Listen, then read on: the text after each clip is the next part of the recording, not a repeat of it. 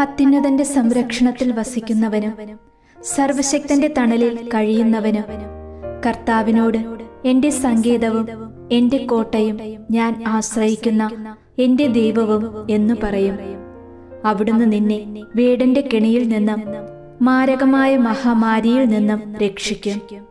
തന്റെ തൂവലുകൾ കൊണ്ട് അവിടുന്ന് നിന്നെ മറച്ചുകൊള്ളും. അവിടുത്തെ ചിറകുകളുടെ കീഴിൽ നിനക്ക് അഭയം ലഭിക്കും. അവിടുത്തെ വിശ്വസ്തത നിനക്ക് കവചവും പരിചയം ആയിരിക്കും.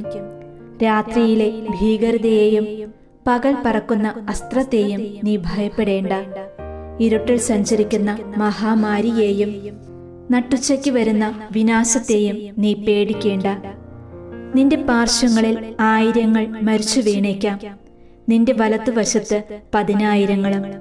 എങ്കിലും നിനക്ക് ഒരനർത്ഥവും സംഭവിക്കുകയില്ല.